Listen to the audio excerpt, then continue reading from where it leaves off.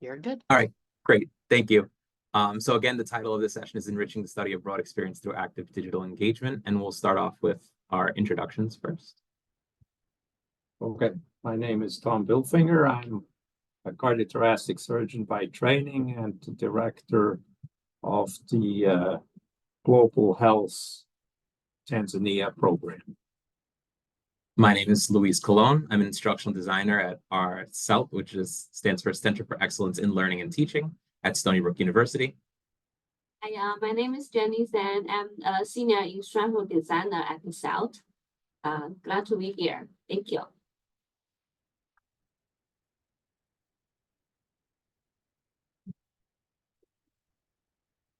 So we're going to get started with some background information.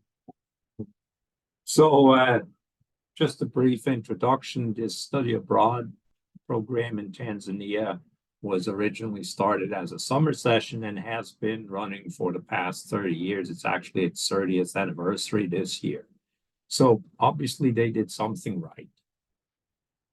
It was originally started by Dr. Bill Ahrens. Some of you may have heard of the Myth of the Man-Eater. That's his famous book that he wrote. He's a famous social anthropologist who is now deceased, unfortunately.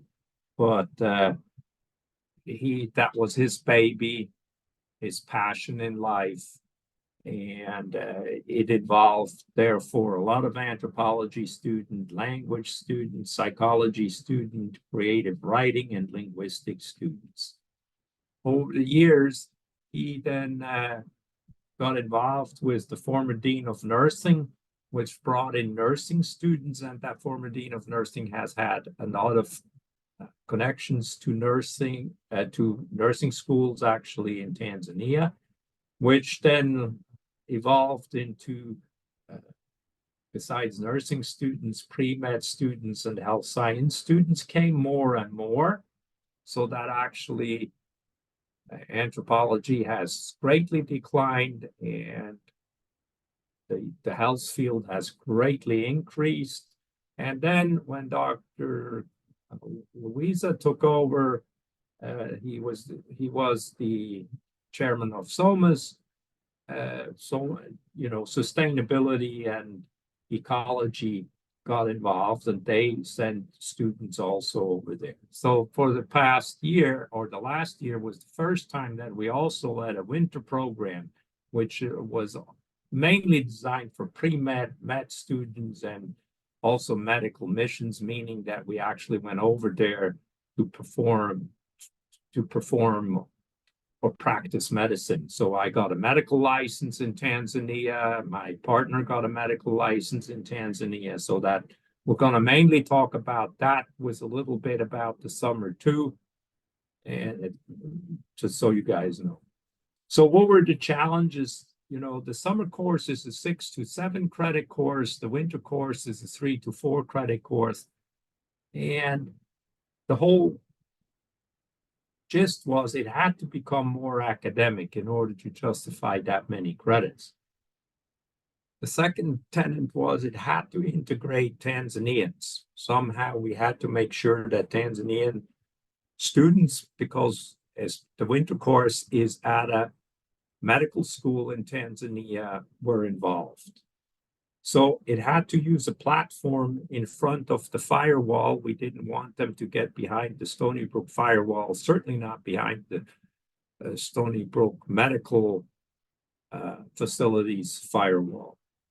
And it had to be very flexible, allowing for collaboration on all levels. It had to be easily available and at no cost.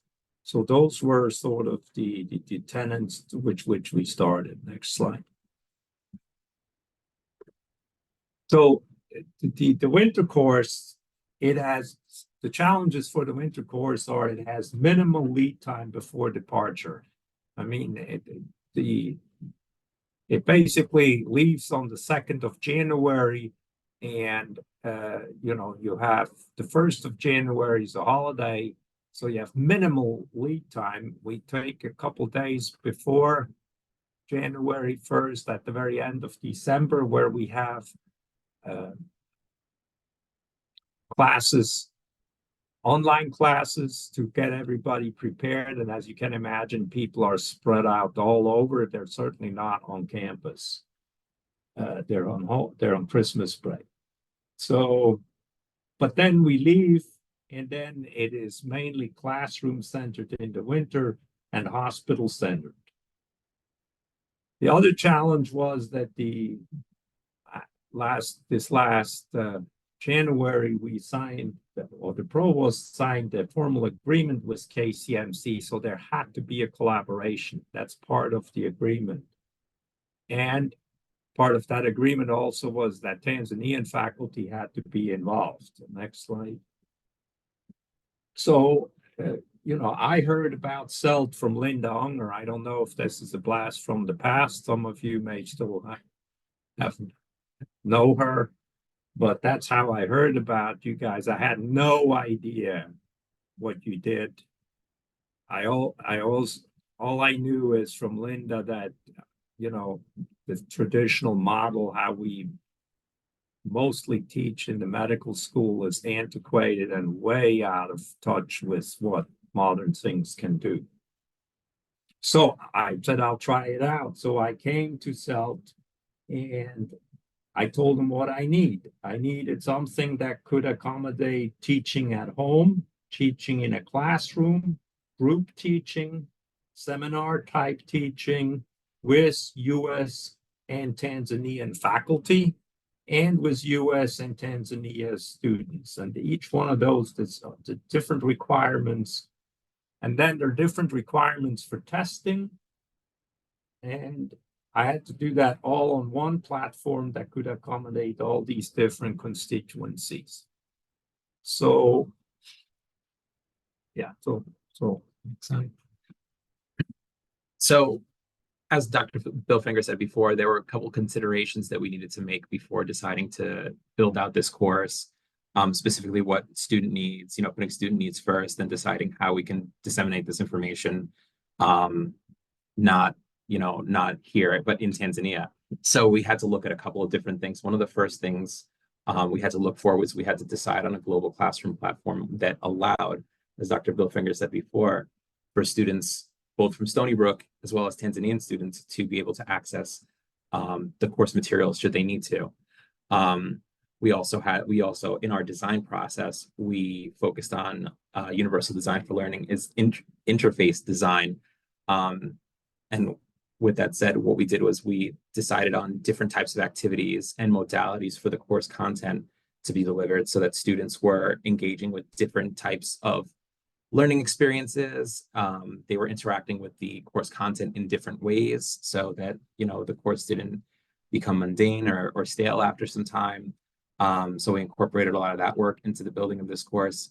We also had to find a way to organize course content to allow for constant updates, and it doesn't say it on the slide, also so that users on both ends, both people who are working on the course, such as my team, Dr. Bilfinger, and other people on the Tanzanian side, would be able to update easily and be able to look at the course and be able to see what changes could be made. But also, and primarily for students to be able to navigate and find whatever materials they needed to find while they were taking the course. We also took the assessments from past courses and we thought about how we could design new ones, but also how we could redesign some of the old ones. Some of the assessments that we decided to go for this project were, we had a learning journal at the end, a final paper, which also was at the end. And we also had surveys and quizzes to see how students were feeling in the course and what the experience was like. Because for many, this experience might be a new experience for them, learning abroad. And then the last was to give access to Tanzania partners to keep them updated. Again, just opening up that platform so that whoever is involved with the course would be able to make updates and changes to the course as they see fit, because we know that learning changes and courses change over time. So we wanted to keep it open in that respect. Go to the next slide. Some of the engagement tools that we decided to go with for this course are listed on the slide, but I'll go through them one by one. And a couple of the following slides do show pictures of some of the activities and some of the ways we utilized these tools. So the first one was Padlet. And the way that we used Padlet was on the opening page of our course, we decided to have a map introduction activity where students would be able to plot where they're from around the world. And it served as an icebreaker activity just to get students interacting with the online course that we hosted on Google Sites. The second resource that we used was Zoom polling for some of the activities and some of the lessons that we had, or just some of the informational content that we pushed out on this course. We had Zoom polling so that students would be able to interact with a video and not just have to idly sit and watch a video and just hope to absorb the information, just to get a little bit of interactivity into that experience. We also use collaborative whiteboards, again, as an ice-breaking activity, but also in our learning activities as well. And for this, we used the Google Suite, together Sites, Docs, and Google Photo Gallery, Sites to host the course, Docs for some of the assignment submissions and just as a word processing tool. And lost. hold on a second, technical difficulties.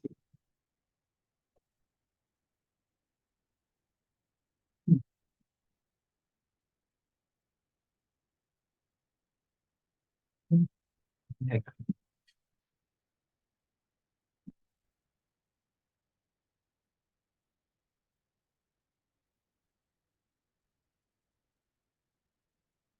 Sorry about that, guys. So then, like I was saying, Sites to host the course, Google Docs as a word processing tool, and also for some collaborative assignments with students, and a photo gallery to show photos of not only the current experience within Tanzania, but also from past learning experiences from the Tanzania course in the past.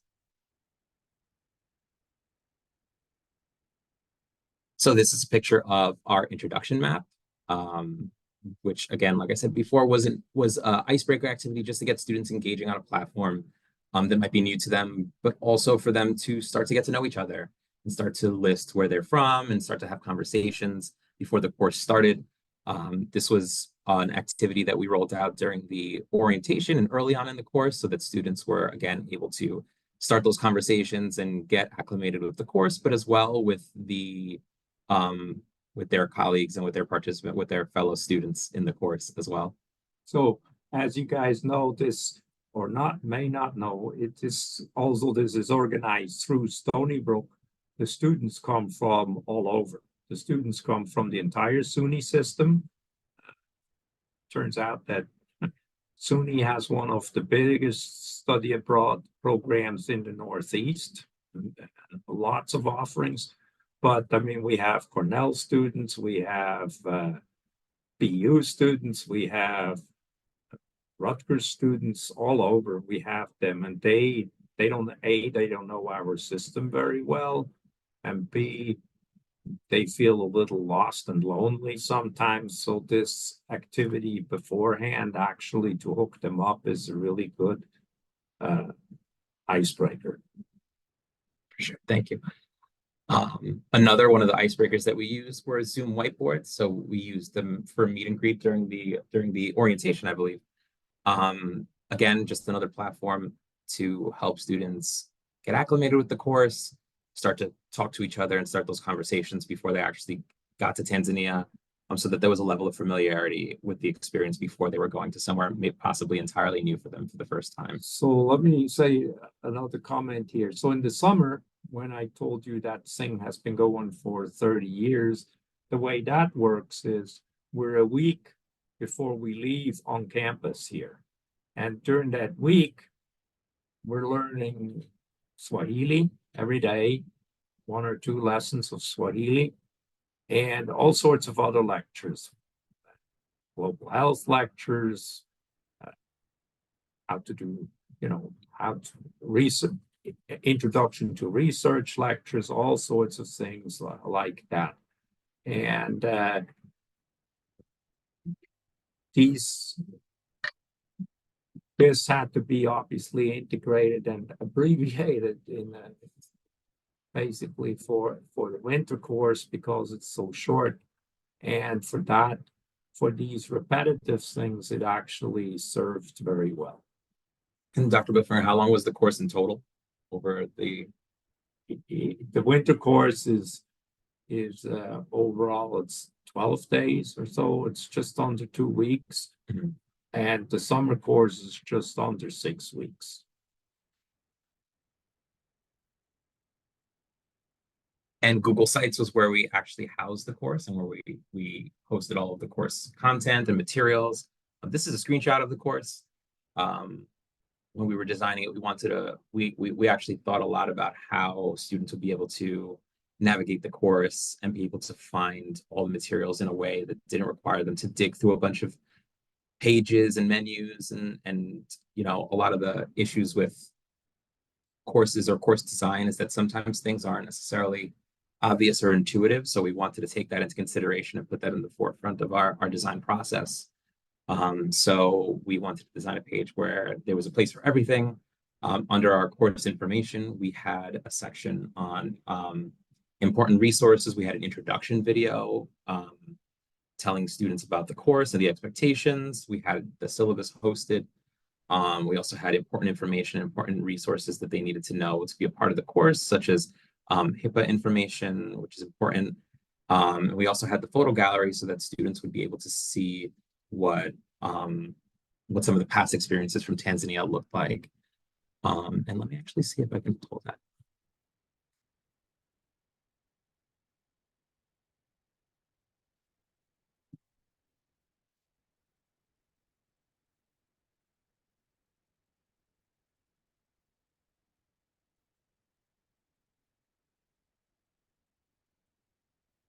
This is probably better than a screenshot.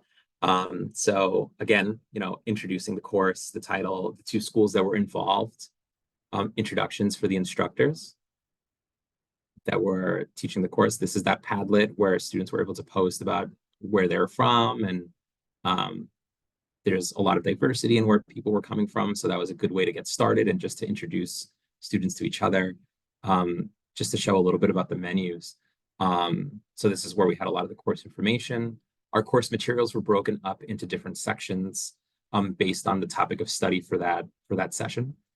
So I'll just open up one, and we set up the readings in this manner where there was an icon indicating what each reading was. And if there were any associated videos, we put them in there as well. We also built out a course assignment section where students knew that if there was something that they needed to do for the course, that they can do it in this section. So we have the learning journal there, our final paper submission portal, and a survey and reflection at the end of the course so that students would be able to fill out a survey and tell us about their experiences, which we'll talk about a little bit later in the presentation, and just general information about the study abroad program. So the learning journal really is a diary, and we want them to write. It's mandatory. It's not something that we've done that for years, and it's very successful. The reason to put it on there is, but as we got older, it became harder and harder to read their handwriting, and so so then for a while we asked them to type it. That's worked so, and we think that with putting it on this where they get a chance to, it's all set up for them every day already. So we hope so far we've had good experience with them doing that. We're not expecting them to necessarily write every day into it, but every other day or so, and they have to write about every day. If it's today and they didn't write yesterday, they have to say something about, yesterday was a lovely day and today it's raining all day, something like that, whatever. And since that seems to be, that's a sort of a private thing, a lot of young folks put on stuff that they would not want public. Louis has been able to make this such that they can edit that, and then actually at the end, I can only see what they want me to see, and whatever they want to keep private stays private.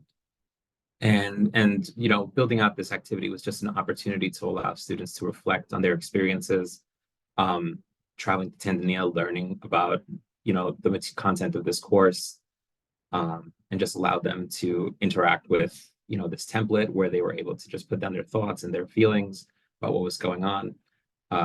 And the fact that we had a template was, super helpful because it encouraged those who might not engage in this practice often to get into it and just, write down what they were thinking. It kind of reminds me of, I like to play music in my free time. And one of the recommendations that I was always given was leave everything set up, leave yourself a workflow so that you don't have to plug everything in when you go to, if you want to play music, you want to approach the situation where you just plug in and you go. And that's kind of the experience we wanted to provide with this course and with this assignment, is that we wanted everything to be open and available for students so that they weren't fishing for things, that they just got into it and were able to interact and, focus on learning first. So let's go back to the slides.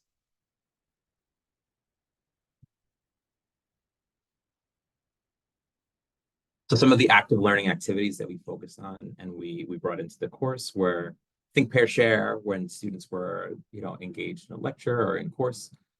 Think, pair, share was something students did often. They were also provided scenarios and problem-based learning where they would focus on specific issues relevant to the course content.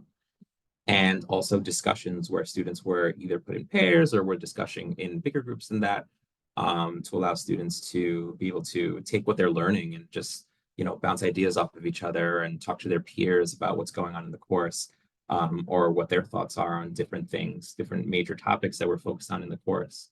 Some active learning activities that we also incorporated were role playing, and also Maria's point for when students were unsure about certain things where they can seek clarity and they could talk about things that they weren't the strongest on or that they didn't understand, so that in later sessions that these ideas would be expanded upon and that they would receive the clarity that they needed. This allowed students to participate and become a little bit more vulnerable, but also ensured that they were able to get their learning needs addressed and that they would get the answers that they needed related to the course content. So when we designed the course, one of the things that we had built out was, a Google form to just get some feedback from students from based on their experience, based on how they felt in this course. This was a new project for a lot of us, so we were very curious to see how it would go.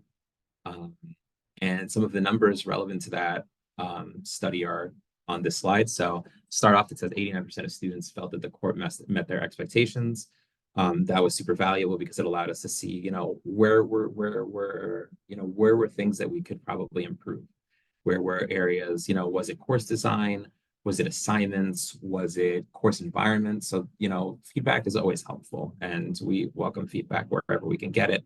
22% of students felt that it exceeded their expectations, and you like to hear that stuff also. So that was good that we were able to build something that students enjoyed, interacting with and learning with. So that was good. We had students, a lot of students, 100% of students said that they believed that they could achieve the learning objectives. They also said that they would continue research and extend topics that they learned in class and continue to focus on these topics.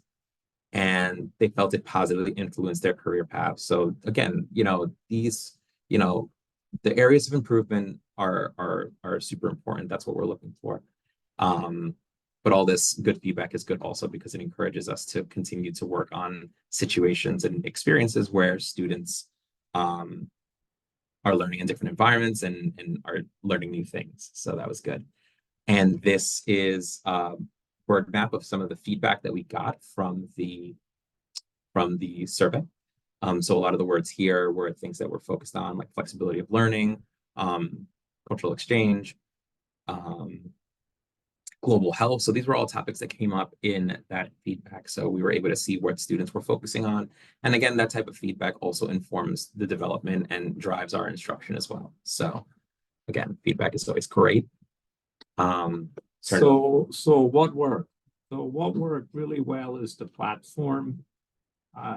Google Sites is really flexible and versatile and cheap and easily available and doesn't crash easy.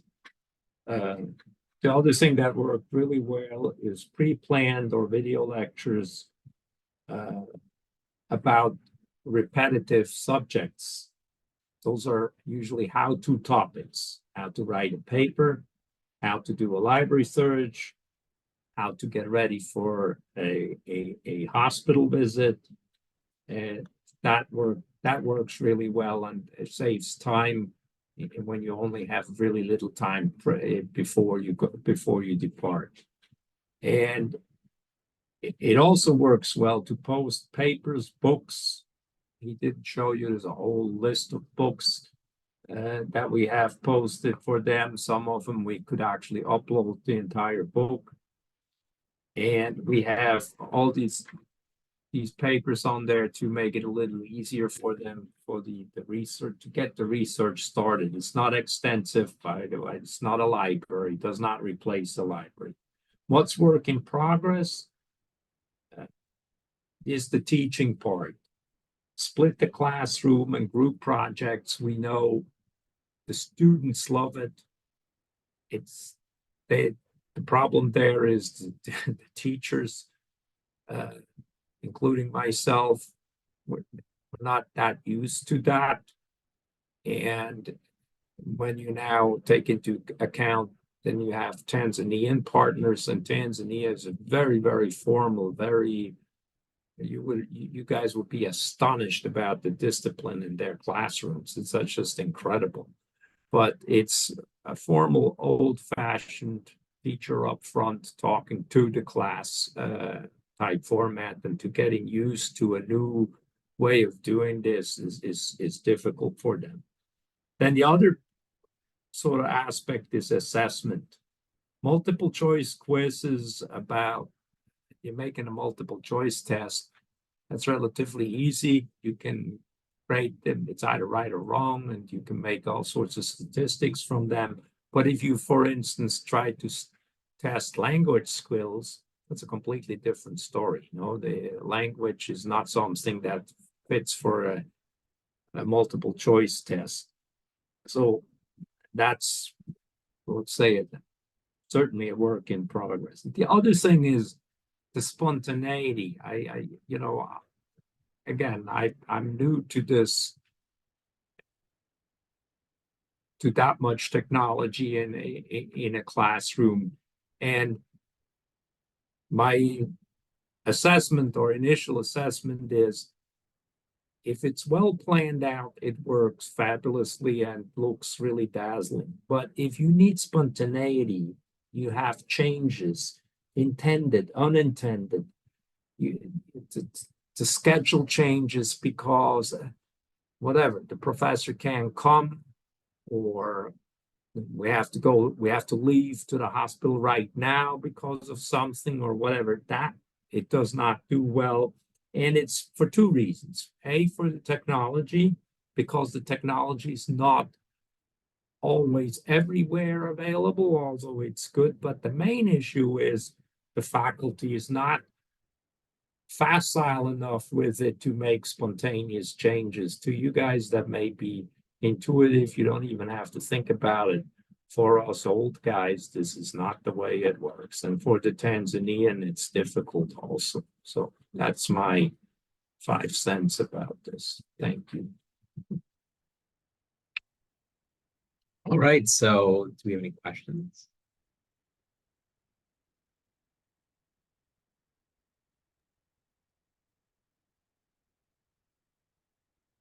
Yes, hi. Hi. I have a question. Sure. This was amazing. Congratulations. It's so refreshing to see a medical professional and professor to embrace COIL. So thank you so much. And thank you, Luis and Jenny, for bringing this to life. My question is about the Tanzanian students and their ability to access the course material, and were they accessing it through computers at school? Were they doing it through smartphones? How were you creating the collaborative piece? Yeah, so they do have computers in school. So that's why in a classroom where they have, 4 guys sitting around one computer, that works. And that's actually believe it or not, that's a really great experience and was great for our students to see, because automatically when four kids use one computer, collaboration is established. Yeah. That works. They all have to talk with each other, and only one guy can push buttons, on the computer and so forth. This is great. They work in that sense. They collaborated better than any one of us who sat behind their computer, with their headphones on, not interacting with left or right. But as individual things to access individuals, for individuals, they all have cell phones, some smarter than others of these cell phones, but they do, but they much prefer as a class activity to sit around the computer, four of them or so. Now, when you go, we went to clinics way out in the boonies somewhere. There it becomes difficult. There's no computer access there. We had these little hotspot boxes, which we carried around, that may or may not work. They usually had one computer that they used because they needed access to medical records. Believe it or not, those are mostly computerized. And but for the students, they're in that scenario, it's still a notebook type situation, which is completely new to Stony Brook students. They didn't know what to do out there. Interesting. And will you do this again? Oh, absolutely. I'm what, 3 weeks from going again. And what about sharing this with your colleagues? Is this an approach that you think would work for other people, either in the medical field or other Well, colleagues? yeah, so it's interesting that you ask. I was just telling my colleagues here from CELT that I actually met with the provost this morning, and they are very much interested in expanding that. They would like this to go not just for this program, but they would like this to be used for, they're interested obviously in collaboration. Collaboration's supposed to bring in grants, and grants are supposed to bring in money.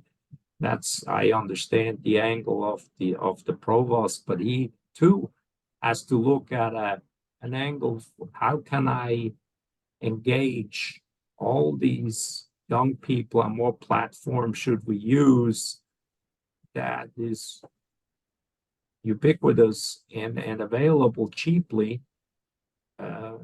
And I can say that from that, it's not the world's greatest experience or longest experience, but this platform works. So when you chose the platform, was your partner in Tanzania part of the decision-making process? How did the equity and parity work between? Well, that is a good question. That is, they're less versed in it. All they said is it has to be ubiquitously available and cannot cost anything. That was the two criteria they had. And our thing was, normally, we all act behind the firewall, and it could not be behind the firewall for Stony Brook. Wouldn't work. Yeah. Do you think the students who participated, they had pretty strongly favorable results? Do you think they are going to leverage this opportunity when they go forward in their career or in their studies? Well, I write about a dozen, I would say, letters to support applications to med school every year based on this course. And I know, so let me just put it there away. Last year's we had, I think, I forgot. In the summer, it was like something like 15 kids. And I got 3 into med school last year. So I think, yes, they leverage that. And I write umpty letters for, I don't even know, for all sorts of summer activities and stuff, you know, want to work in a lab, I need a recommendation. I mean, that happens every day based from these former students. I mean, that they know how to use them. That's their main, it's one of their main reasons why they're actually taking this.